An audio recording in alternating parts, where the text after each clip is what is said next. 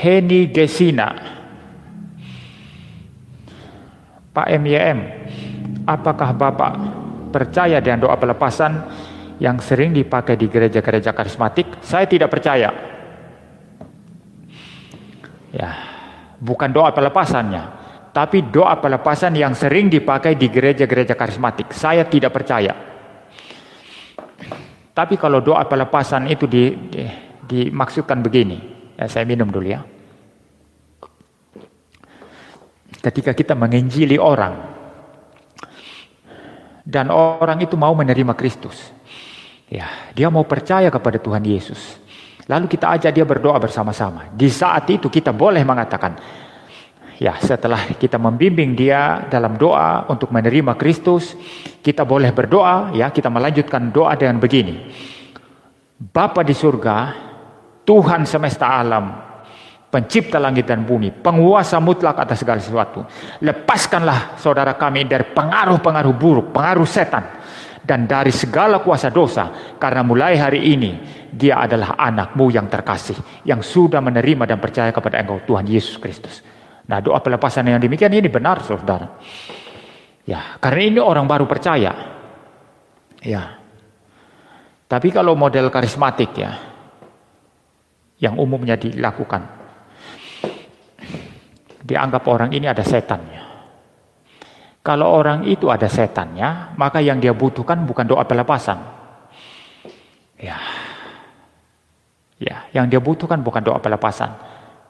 Yang dia paling butuhkan adalah anugerah Allah, supaya dia percaya Kristus.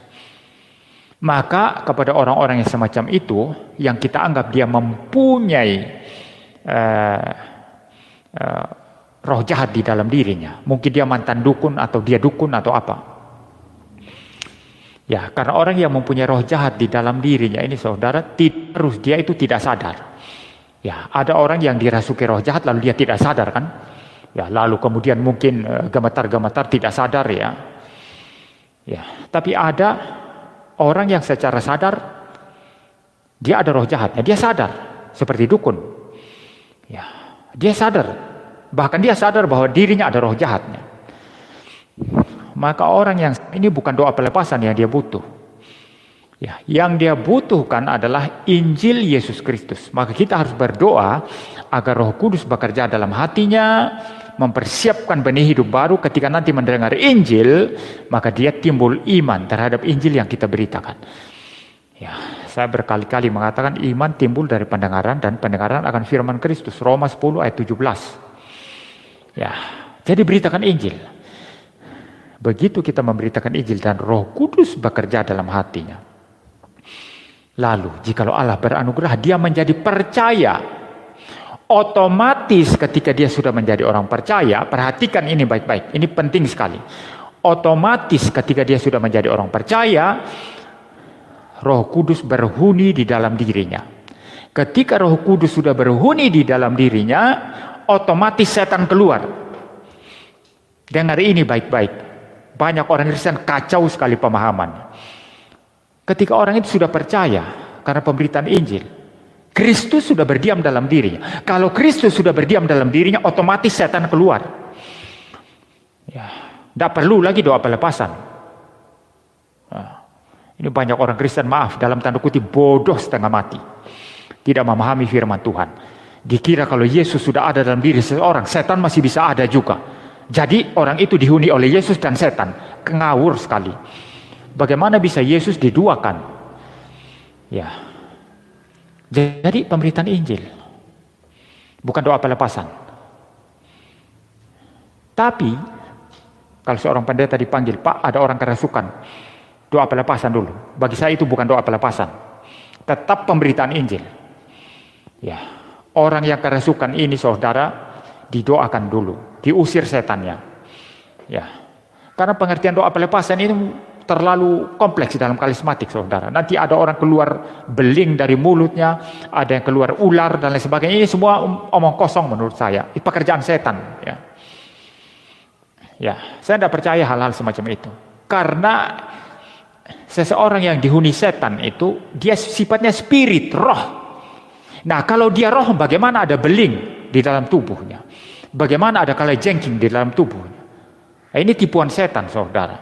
Kalau dia ada roh jahat, maka nanti ketika didoakan, yang keluar itu roh jahat.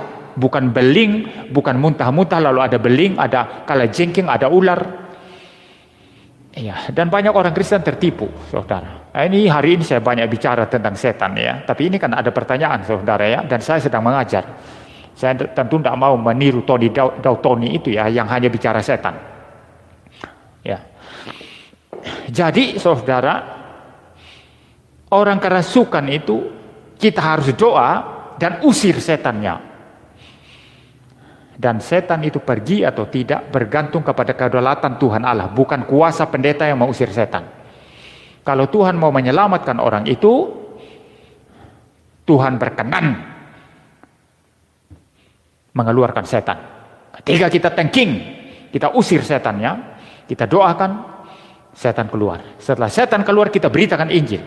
Kalau Tuhan beranugerah, orang ini terima Yesus, setan tidak masuk kembali lagi dalam kehidupannya, dalam dirinya. Jadi tidak perlu doa pelepasan. Tidak perlu doa pelepasan. Jelas ya? Ketika engkau sudah usir setannya, kalau Tuhan berkenan, setan keluar, kita beritakan Injil. Dan kalau Tuhan mau beranugerah, dia menjadi percaya. Ketika dia percaya, Tuhan Yesus berdiam dalam dirinya, Roh Kudus berdiam dalam dirinya. Sejak saat itu setan tidak mungkin masuk atau merasuk orang itu lagi. Ya. Setan tidak merasuk orang itu lagi. Tapi kalau kasusnya seorang hari ini dirasuk, diusir setannya, keluar. Besok dirasuk lagi, diusir setannya, keluar. Ini namanya pendeta dipermain-mainkan. Saya pernah tahu seseorang, saudara. Masih murid saya dulu, saudara. Murid saya di sekolah Kristen yang dulu, pernah tempat saya ngajar. Dia dirasuk setan. Nah, sekolah ini kan ada banyak orang yang tangani ya. Saya hanya salah satu pelayan di sana kan. Jadi panggillah pendeta-pendeta dari golongan yang suka usir setan itu kan. Anehnya ketika pendeta itu datang, setan berhenti. Anak itu langsung normal. Begitu pendeta itu pergi, anak itu kerasukan lagi. Berulang-ulang seperti itu. Akhirnya saya menjadi tidak percaya sama sekali. Jangan-jangan yang bawa setan ini pendeta, atau setan yang ada di pendeta itu lebih besar daripada setan yang merasuk anak sekolah ini. Sehingga begitu dia datang, setan itu tenang. Ya. Tapi begitu pergi, dia datang lagi. Ini bukan pengusiran setan yang benar. Ya. Orang yang sudah diusir setannya, lalu diberitakan Injil, dia percaya Yesus, setan tidak balik lagi. Orang ini bebas. Kebenaran Kristus membebaskan dia. Roh Kudus berhuni dalam kehidupannya. Dia tidak dirasuk setan lagi. Enggak bolak-balik dirasuk setan. Jadi pendeta itu datang, setannya diam. Seakan-akan pendeta itu sangat berkuasa sekali. Sebetulnya itu menunjukkan ketidakberkuasaannya. Kenapa? Dia ada, setan diam. Begitu dia pergi, setan merasuk lagi. Ini pekerjaan pendeta macam apa? Ya. Atau ya, ketika seseorang sudah diusir setannya, tapi kemudian diberitakan Injil dan orang itu tidak mau. Atau mungkin dia menerima, tapi tidak dengan hatinya, hanya mulutnya saja. Sangat mungkin dirasuk setan lagi. Nah, kalau orang yang bolak-balik dirasuk setan, dan Anda diminta untuk datang mendoakan, ya, Anda harus bijak dong ya. Kalau ini orang bolak-balik dirasuk setan, Anda usir setannya lalu Anda PI dia. Besok dia dirasuk lagi, Anda dipanggil lagi, Anda PI lagi. Besok dirasuk lagi, Anda datang lagi. Anda harus stop. Jangan mau dipermain-mainkan oleh setan. Ya, karena orang ini Tuhan belum mau selamatkan. Perhatikan baik-baik. Tuhan belum mau selamatkan orang itu. Jadi Anda sebagai pendeta harus bijak. Jangan mau dipermainkan oleh setan. Maka dalam konteks yang saya bicara ini, doa pelepasan itu tidak ada relevansinya. Saya tidak percaya doa pelepasan. Saya percaya pemberitaan Injil. Injil yang penuh kuasa. Ya, mari kita membuka ayatnya sekarang. Biar ini semua orang Kristen bisa belajar ya. Kembali kepada firman Allah. Roma 1 ayat 16. Sebab aku mempunyai keyakinan yang kokoh dalam Injil. Karena Injil adalah kekuatan Allah yang menyelamatkan setiap orang yang percaya. Pertama-tama orang Yahudi, tetapi juga orang Yunani. Ya. For I'm not ashamed for the gospel, for the gospel of Christ. For it is the power of God to salvation for everyone who believes. For the Jews first and also for the Greek. Injil adalah kuasa Allah yang menyelamatkan. Ketika seorang diberitakan Injil, dia percaya Kristus, setan keluar, setan out. Jangan mau ditipu setan, sibuk dan pengusiran setan, pengusiran setan. Ada banyak persekutuan doa, hanya sibuk pengusiran setan ini, pengusiran setan ini, tidak habis-habis. Kamu sudah ditipu setan. Penginjilan diabaikan, saudara. Ya, ada satu cerita menarik dari teman rekan saya. Ya, dulu pernah sama-sama dengan saya di GKKR ya. Namanya Pendeta Lexi ya. Itu teman saya ya. Di GKKR kami berintis sama-sama pernah dulu. Dan sekarang dia sudah pelayanan di Pulau Sabu. Tapi dia dulu pernah pelayanan di Pulau Sumba. Ya. Waktu dia pelayanan di Pulau Sumba, dia pernah diajak oleh seseorang untuk pergi ke kuburan atau ke tempat angker, tempat keramat. Untuk berdoa di sana. Ya, memang orang karismatik yang ajak. Mari kita berdoa agar Tuhan mengikat roh-roh jahat di tempat angker, gitu ya. Tapi teman saya Pak Lexi ini bilang apa? Ya, kalau Anda mengusir roh-roh jahat di pohon besar, katanya saudara ya, Anda mengusir roh-roh jahat di pohon besar. Nanti dia keluar dari pohon besar itu, lalu pergi masuk ke rumahmu. Karena engkau sudah usir dia dari tempat tinggalnya di pohon besar itu.